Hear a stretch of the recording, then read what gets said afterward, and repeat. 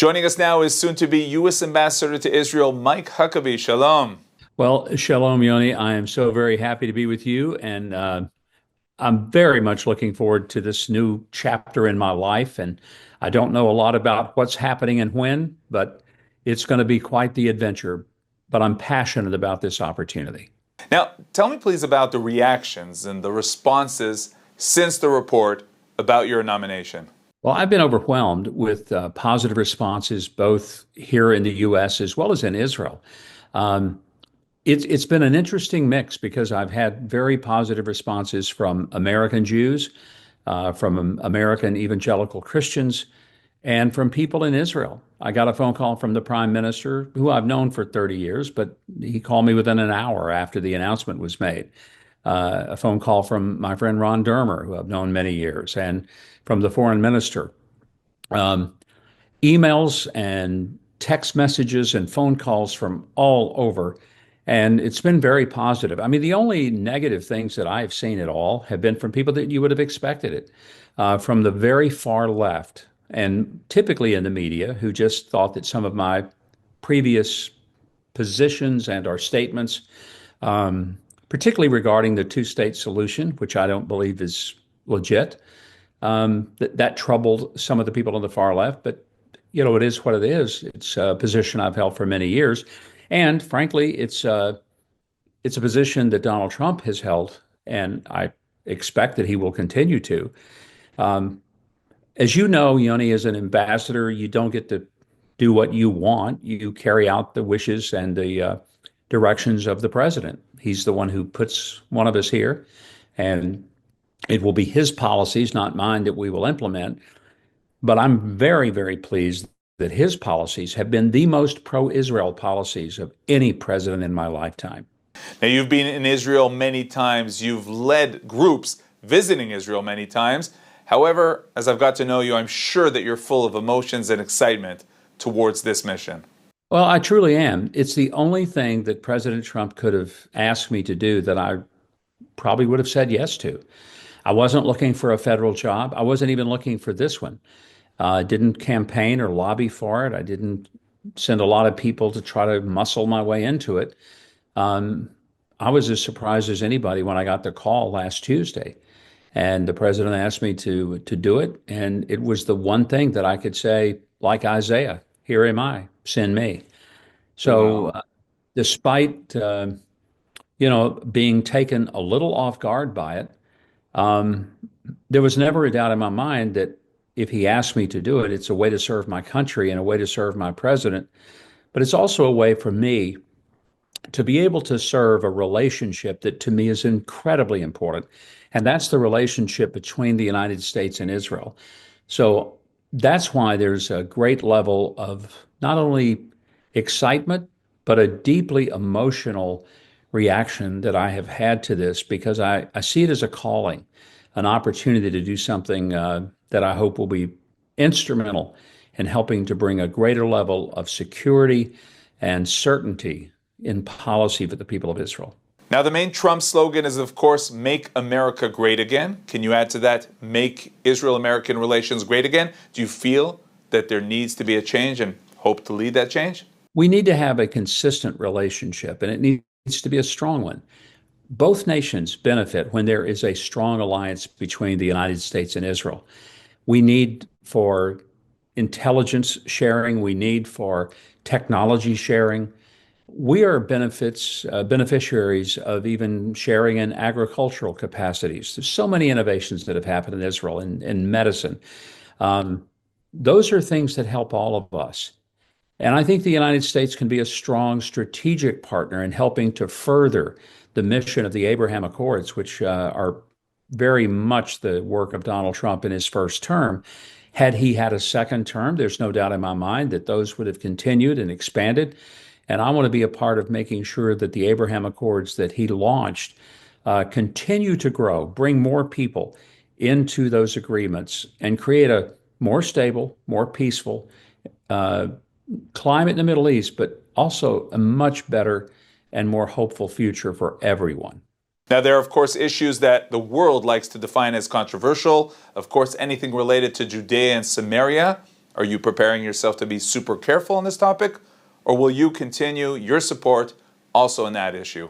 I can't be what I'm not. I can't say something I don't believe. So, as you well know, I've never been willing to use the term West Bank. There is no such thing. I speak of Judea and Samaria. Um, I tell people there is no occupation. It is a land that is occupied by the people who have had a rightful deed to the place for 3,500 years since the time of Abraham. So a lot of the terms that maybe the media would use, or even people against Israel would use, are not terms that I employ because I want to use terms that live from time immemorial. And those are the terms like promised land and Judea, Samaria. These are biblical terms. And those are important to me. And so I will continue to follow that nomenclature unless I'm instructed otherwise, but I don't think that'll happen.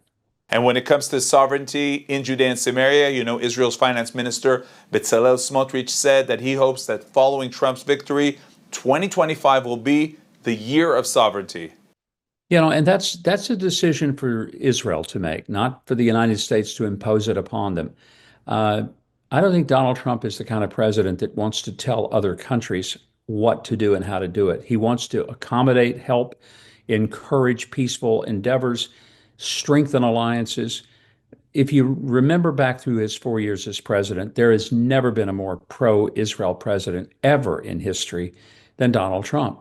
And it was everything from recognition of Jerusalem as the capital to moving the embassy from Tel Aviv to Jerusalem, recognizing the Golan Heights as the rightful property of the state of Israel. And also no longer trying to push a two-state solution because it's impractical and unworkable. Instead, he pushed toward Abraham Accords, which opened up relationships throughout the Middle East with countries that have been real staunch enemies in the past. But everybody wins when there are agreements that foster trade, tourism, business relationships, and diplomatic relationships. Now, throughout the years, we deal with the question whether the U.S. could and should interfere, so to speak, in terms of Israeli policy. What's your opinion on that as you will soon be beginning your term as ambassador? Again, Donald Trump never interfered in his first 4 years as president, telling Israel what it could do. It's been painful to watch this administration say one thing, which is it's standing by Israel in an ironclad way, and then on the very following day saying, but we want to tell Israel how to prosecute a war that they're fighting to stay alive. I can't imagine how confusing and frustrating that must have been to not just the leadership of Israel, but to the people of Israel. With Donald Trump, there's a certainty in the sound of his voice and in the meaning of his message. And I think it's going to be a very different approach, and one that will show that alliances and having a friend truly means something, and it's not inconsistent. Now, many in Israel are relating to the new administration and emphasizing that it's much more than supporters of Israel. It's about true friends.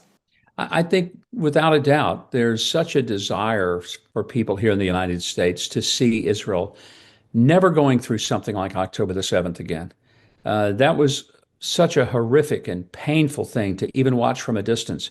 And when I came to Israel, not too many weeks after that happened, to talk to people who had lived through it, to experience in those kibbutz what they had gone through, I just asked myself, how in the world could we do anything but stand with our Jewish friends in the state of Israel to make sure they know they will never stand alone?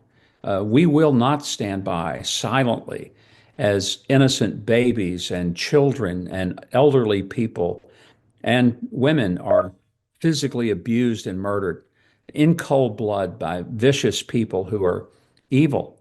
We just can't stand back and somehow think that we're not involved, because as human beings, we're involved.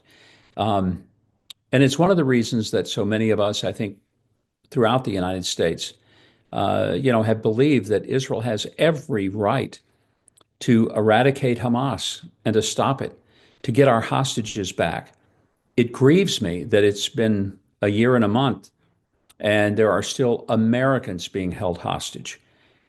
President Trump has strength. He's got a strong history of making it clear to foreign countries that want to do evil things that they'll pay a price for it. I have to believe that the people in Tehran, and let's be real clear, that's where the funding for all of this came. That's where the motivation came. That's where the encouragement came. I have to believe that in Tehran, they know they're going to be held accountable for their financing their proxies like Hamas, Hezbollah, and the Houthis. I think it's important that the people of Israel know that America not only wants to stand with you against your enemies, but we want to stand with you as your friend. And that means that we celebrate your successes. We rejoice when you have peace. We are enthralled with the idea that the shared alliances that we have, whether it's in technology, agriculture, medicine, exploration of science, is something that benefits every free person on the planet. We celebrate liberty. We celebrate the idea that people should be able to walk their streets, live in their neighborhoods, dream their dreams, and to be able to do that without constant fear of evil people doing nefarious things. So I come with a sense of hope, optimism, uh, but also a measure of real confidence in this president who is overwhelmingly elected by the American people, and they know he means business. Mike Huckabee, thank you very much. Good luck, and we'll see you soon. Thank you.